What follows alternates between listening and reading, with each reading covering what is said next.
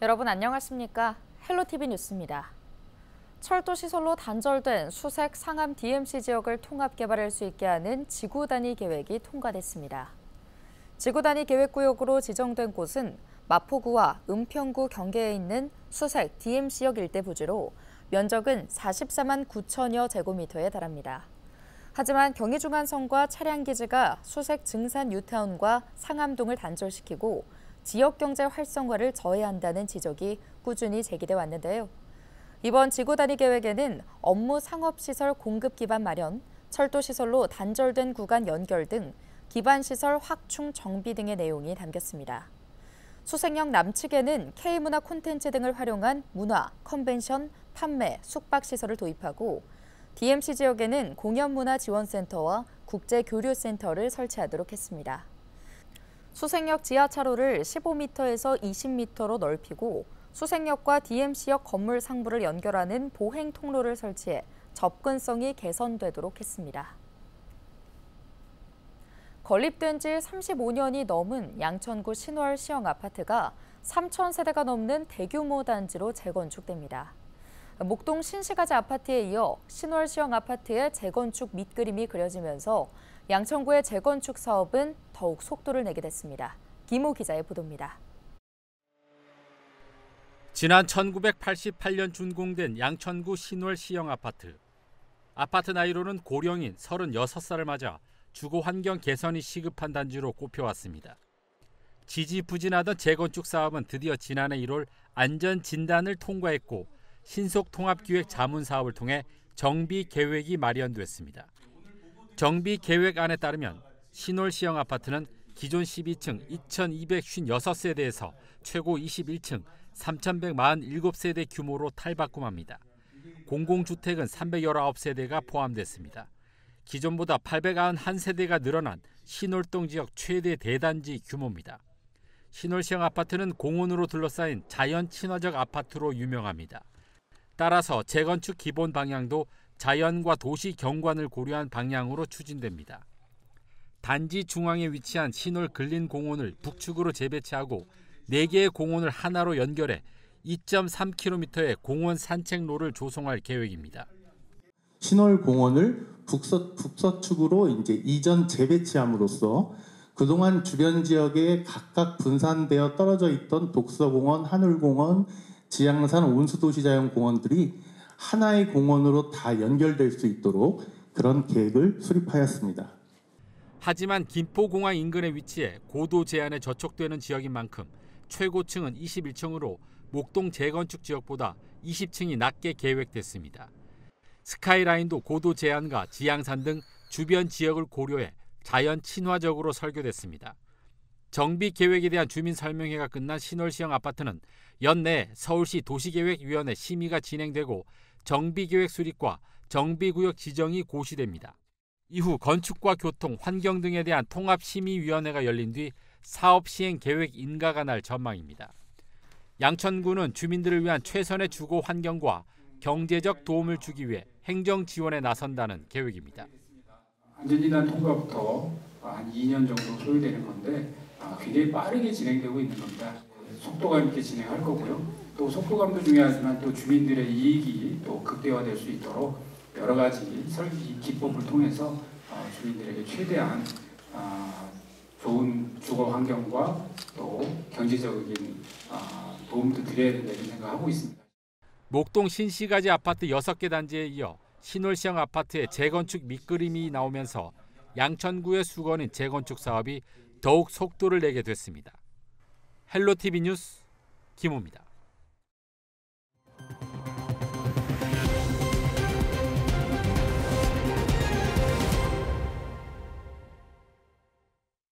서울시의회 행정사무감사에서 서부선 경전철 사업의 신속 착공을 위해 행정력을 집중해달라는 주문이 잇따랐습니다. 문성호 서울시의원은 서울시 도시기반시설본부를 대상으로 한 행정사무감사에서 서부선 사업의 실시 협약이 체결되면 곧바로 실시 설계를 진행할 수 있도록 만전의 준비를 갖춰달라고 말했습니다. 경전철 서부선 실시 협약안에 따르면 사업자인 두산건설은 협약 체결 후 12개월 이내에 실시 설계를 완료하고 서울시에 승인을 신청해야 합니다. 문의원은 사전에 철저히 준비한다면 내년 여름에라도 실시 설계를 완료할 수 있을 것이라며 서부선의 신속 착공을 위해 행정력을 모아달라고 당부했습니다. 올해 서울시에서 심의를 통과한 청년 안심주택이 전무해 공급 절벽이 다가올 것이라는 우려가 제기되고 있습니다. 서울시 주택실에 대한 서울시의회 행정사무감사에서 박승진 의원은 지난 2020년부터 시작된 청년 안심주택은 지금까지 18,004호가 공급됐다고 밝혔는데요. 공급 물량은 지난 2022년까지 늘었지만 지난해와 올해 공급 물량이 줄었으며 특히 올해 공급 물량은 2022년에 비해 절반에 불과하다고 지적했습니다. 더 큰 문제는 지난해 2건에 불과했던 청년 안심주택 통합심의 건수는 올해 전무하다며 앞으로 청년 안심주택 공급 절벽이 올 것이라고 우려했습니다. 서울시가 도심 천변을 활용한 수변 감성도시 사업을 이어가고 있는 가운데 은평구 불광천에도 수변 공간이 조성됩니다. 서울형 수변 감성도시는 도심 속 물길을 따라 지역 특성을 담은 수변 활력 거점을 만드는 사업인데요. 서울시는 1자치구 1거점을 만든다는 목표로 내년까지 21개 자치구에 27개 수변 공간을 조성할 계획입니다. 올해는 이달 개장하는 세곡천 수변 공간에 이어 불광천 2곳과 고덕천에 맞춤형 수변 공간을 마련해 지역민들에게 선보일 예정입니다. 양천구 노인 일자리 사업 설명회가 오는 19일 해누리타운에서 열립니다. 설명회에서는 노인 일자리 정보는 물론 취업 상담과 현장 체험 면접이 이뤄지는데요. 또 노인 일자리 생산품 전시와 우수 일자리 사례 전시가 열리고 증명사진 촬영 등 취업 지원 서비스도 제공됩니다. 내년도 사업 참여 신청은 다음 달 초 진행될 예정이며 사업 참여를 원하는 어르신은 양천 시니어 클럽 등 취업 희망 기관에 문의하면 됩니다.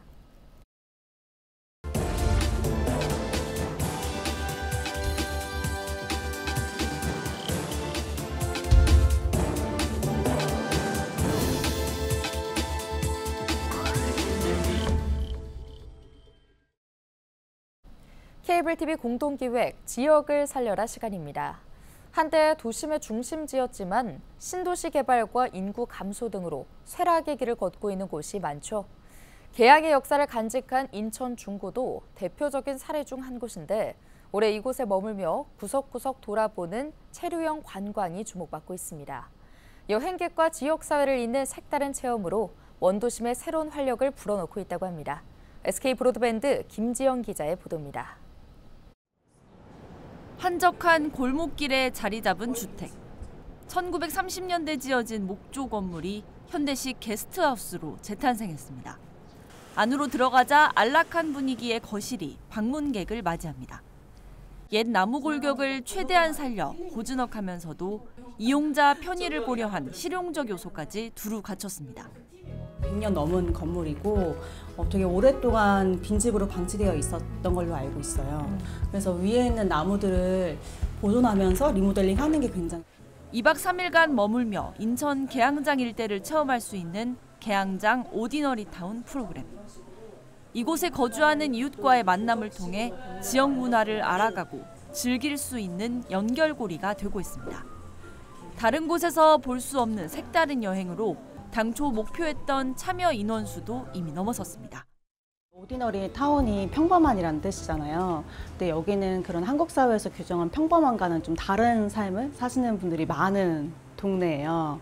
그래서 그런 분들과 만나면서 그분들이 왜 이 동인천에 이주했는지 이런 머무는 동네로서의 동인천의 매력을 좀 보여주고자. 특히 이 여행 상품은 지역 상권과 연계한 프로그램도 포함돼 있어 지역 상인들의 만족도도 높습니다. 관광객이 지역에 머무는 시간이 늘어나는 만큼 지역 경제 활성화에도 보탬이 됐다는 평가입니다. 사실 이제 제가 홍보할 수 있는 방법은 제가 이용하는 인스타그램 하나뿐이거든요. 근데 저를 바라보고 오시는 분들은 그렇게 많지 않았어요. 근데 이번 프로그램을 통해서 젊은 분들이 저를 찾아주고 저뿐이 아니라 다른 분들도 지금 체류형 관광을 이렇게 하면서 많이 좋아지지 않았을까, 성장할. 여행객과 지역 사회를 이어주는 체류형 관광 상품이 원도심에 새로운 활력을 불어넣고 있습니다. BTV 뉴스 김지영입니다. 인천에는 168개의 섬이 있는데요. 섬들이 있는 강화군과 옹진군은 인구 감소로 지역 소멸이 우려되는 지역입니다. 인천시는 이런 위기를 극복하기 위해 섬 관광 프로그램을 확대하고 있는데요. 섬의 특성에 맞는 체류형 관광 상품을 출시하고 여객선 비용을 대폭 지원하는 등 다양한 노력이 이어지고 있습니다. SK 브로드밴드 이정윤 기자의 보도입니다. 인천 시티투어에 몸을 싣는 관광객들. 이들이 도착한 곳은 교동도에서 가장 높은 화계산입니다. 5개 테마로 조성된 드넓은 정원. 가장 큰 볼거리는 해발 295m에 설치된 스카이워크형 전망대입니다. 저는 부산 시민이라서 강화도에 올 기회가 없었고 그리고 되게 교통편이 불편했는데 시티투어 덕분에 편하게 올 수 있어서 너무 좋았고 그리고 북한을 볼 수 있어서 너무 신기했던 경험입니다. 지붕 없는 박물관이라고 불리는 강화군. 유형 문화재인 향교도 빼놓을 수 없는 주요 볼거리입니다. 황해도에서 피난온 실향민들이 고향에 있는 시장을 그대로 본따서 만든 골목시장도 특별한 추억을 선사합니다. 저는 그 시장에 건물 벽에 그려져 있는 그림들하고 거기에 있는 조각들이 너무 이쁘고 신기했어요. 인천시가 섬 관광을 활성화하기 위해 지난 2022년에 출시한 섬테마 시티투어. 무의도와 교동도, 선제 영흥도, 성모도 등 주요 섬들을 전문 가이드와 함께 관광할 수 있습니다. 노선을 신규 편성하면서 인천 시티투어 이용자는 지난해에만 2만 8천 명, 올해에도 10월 말 기준 2만 9천 명에 달합니다. 섬에서 주민들과 함께 다양한 체험을 할 수 있는 체류형 관광 프로그램도 인기입니다. 인천시가 출시한 도도하게 살아보기는 지난해에 1,600여 명이 참여했고 올해도 2,000명을 목표로 하고 있습니다. 인구 감소 지역인 강화군과 옹진군, 다양한 섬 관광 프로그램으로 위기를 극복하고 있는 겁니다. 실제 이들 지역에는 체류 인구가 늘면서 상당한 파급 효과를 내고 있습니다. 체류 인구는 해당 지역에 월 1회 하루 3시간 이상 머무는 인구를 말하는데 89개 인구 감소 지역의 체류 인구를 조사한 결과 강원도 양양군이 등록 인구의 17배가 넘었고 경기 가평군과 강원 고성군이 그 뒤를 이었습니다.